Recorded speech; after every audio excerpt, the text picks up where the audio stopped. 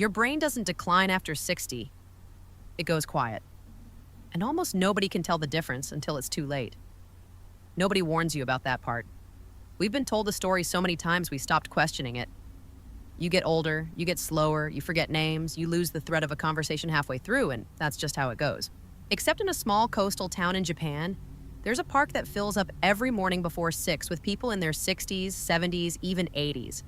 And something about the way they move through their mornings has quietly puzzled the people who study aging brains for a living. By the end of this, you're going to see exactly what that something is. And you're going to realize the sharpness you think you're losing was never really about age at all. It's just past 5:30. The sky over the rooftops hasn't decided yet whether it's still night or already morning. A speaker on a wooden pole crackles to life with a piano melody almost everyone in Japan would recognize instantly. An old man in a gray tracksuit steps out from a narrow alley, nods to a neighbor already stretching by the fountain, and begins moving his arms in slow, deliberate circles. Within minutes, there are 20 people, then 40, spread across the square, none of them looking at a screen, none of them rushing. There's a vending machine humming at the edge of the square, its light still the brightest thing in sight. A delivery bicycle leans against a wall nobody's claimed yet. Somewhere, a shutter rolls up with that particular metal groan every small shop in Japan seems to share. None of it looks like a health video. It looks like a town simply waking up the way it always has. Nobody there calls this a brain routine. They just call it Radio Taisho. The same simple exercise broadcast every morning since the 1920s. The same short routine, the same music, decade after decade. 2 doors down from him, an old woman is still inside. She doesn't reach for her phone the moment her eyes open. She sits at the edge of her futon and just looks toward the window for a moment, watching the light move across the wall. 30 seconds, maybe a full minute. Nothing more dramatic than that. Watch closely, though, because this is where the story actually starts. That small pause at the window isn't nothing. Morning light hitting the eyes early resets the body's internal clock, the one that governs alertness and mood through the rest of the day, and researchers who study circadian rhythm have linked that early exposure to steadier attention later on, even if the exact size of that effect is still being worked out. Nobody in this town knows the term circadian rhythm. She just likes watching the light.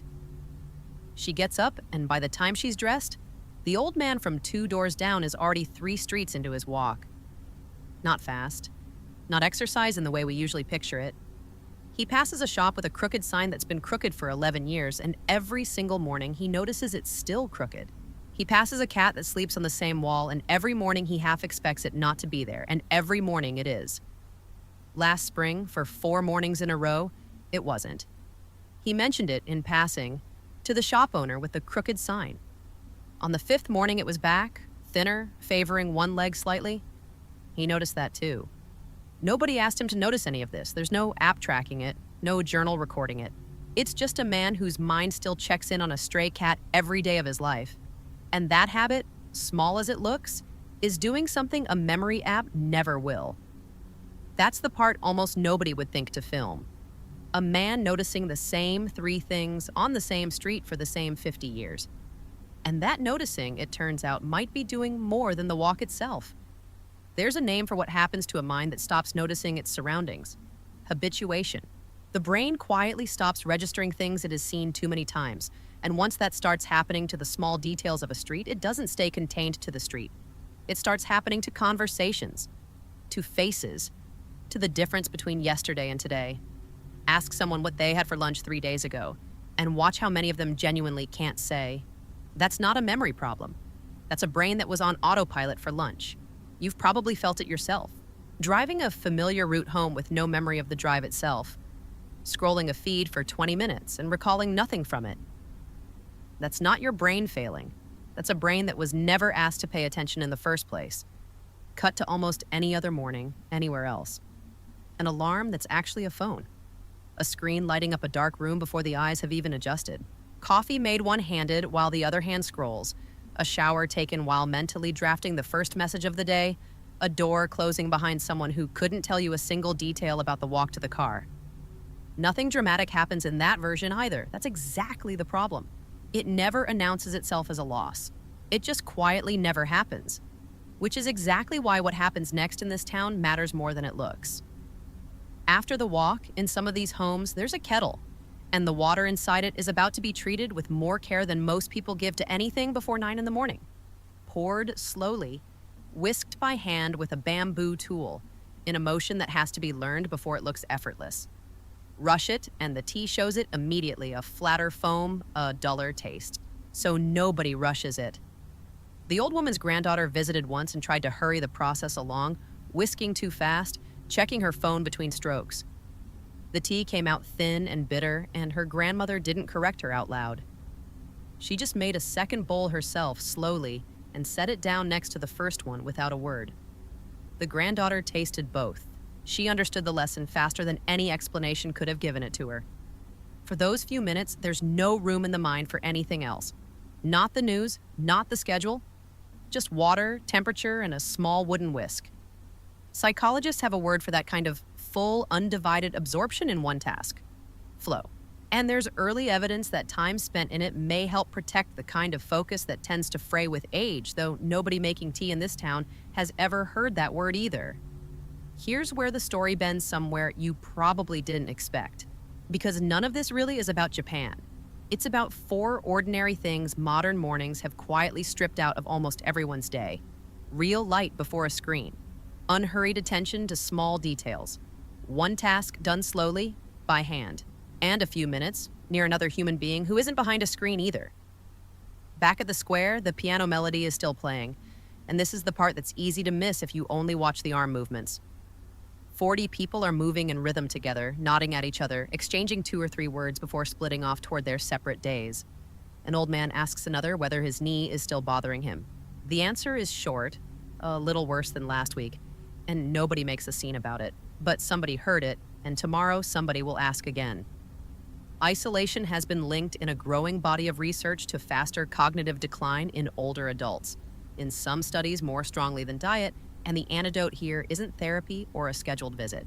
It's small, repeated, low-pressure contact, built quietly into an ordinary morning. There's an old idea in Japan called ichigo ichi, the notion that this exact moment, this exact gathering will never happen again in quite this way, so it deserves full attention while it's here. Neuroscientists studying plasticity, the brain's ability to keep forming new connections well past middle age, have arrived at something oddly similar from the opposite direction. A mind repeatedly asked to stay present with novelty, movement, and other people appears to hold onto its sharpness longer than one that doesn't get asked at all. One side calls it respect for the moment. The other calls it neuroplasticity. They're describing the same 4 minutes in that square. A few years ago, a gerontologist flew in from Tokyo, expecting to find some hidden dietary secret behind the town's unusually sharp elderly population, some rare fish, some obscure herb nobody had cataloged yet. She spent 6 weeks there instead watching mornings. No secret ingredient turned up. What she found in her notes, again and again, was timing. The same 4 things, repeated in the same order, before 7 each morning, in nearly every household she tracked. She ran a handful of simple memory and attention tasks with volunteers from the town, comparing them loosely against age-matched groups elsewhere, and the town's residents held onto their scores noticeably longer as the years went on. It wasn't a controlled trial, and she was careful to say so in her notes. But the pattern was consistent enough that she kept extending her stay past the 6 weeks she'd originally planned. She'd gone looking for a substance and found a schedule instead, and she admitted in her write-up that the finding felt almost anticlimactic, which is exactly why almost nobody outside a small research circle ever heard about it. That's the quiet twist sitting underneath this entire story. Nobody was hiding a secret. There was simply nothing dramatic enough about notice your street or make tea slowly to turn into a headline. So it stayed a habit instead of a product. If any of this is landing, this is a good moment to hit subscribe because the next part is where it gets practical. Strip away the shrine visits and the wooden speaker pole. And what's left is 4 small pieces almost anyone can rebuild into an ordinary morning. Real daylight on your eyes before you touch a phone. Not a lamp, not a screen brightness setting. An actual window, even for 2 or 3 minutes, even on a gray day. It costs nothing and it happens before your alarm even finishes buzzing. A slow walk with no destination that requires speed. Not a treadmill with a podcast running in the background. A walk where the only job is finding 3 small things you haven't noticed before. a new crack in the pavement, a smell drifting from somewhere, a dog that always barks at the same fence and never at any other. One task, any task, done by hand and without multitasking. It doesn't have to be tea. It can be coffee ground manually instead of pressed by a button. 3 sentences, handwritten in a notebook instead of typed into a phone. Breakfast made without a screen propped anywhere nearby. And a short, low-pressure exchange with another person before the busier part of the day begins. A neighbor, a shop owner, a 2-minute call to someone older than you. Nothing that requires planning, just contact that doesn't happen behind glass. None of it requires a plane ticket. What it requires is harder to buy than any of that. Consistency, and a willingness to slow down at exactly the moment everything else is pulling you to speed up. I'll be honest, the first time I actually looked at my own mornings closely, they were exactly the autopilot version of this. Phone in hand before my feet touched the floor, coffee made while already thinking about the first email, out the door in 20 minutes flat. I called it efficient. What it actually produced was a version of me that forgot names within seconds and blamed it on stress. The change wasn't dramatic. One morning, I left the phone in another room and just sat by a window for a few minutes first. It felt strangely uncomfortable, doing nothing with my attention on purpose. A few weeks of just that, plus the slow walk, and conversations stopped requiring effort to follow. Names started sticking again. Nothing about it felt like more work. It felt like finally being asked to do one thing at a time. The most common way people wreck this isn't laziness. It's turning it into a performance.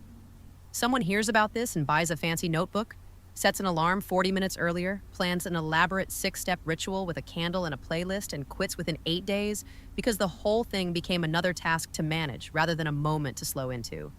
Nobody in that town ever optimized any of this. They just repeated something small, imperfectly, for decades. The second mistake is expecting a fast result.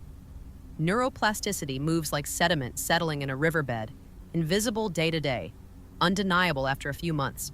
And most people quit right before the change becomes noticeable, mistaking a quiet week for proof that nothing is happening. The piece people skip without noticing they've skipped it is almost always the human contact.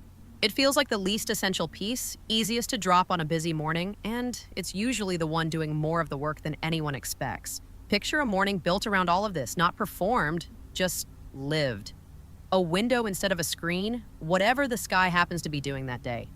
A walk where the cracked tile actually gets noticed this time, where the air still has that early unused quality to it before traffic and noise take over.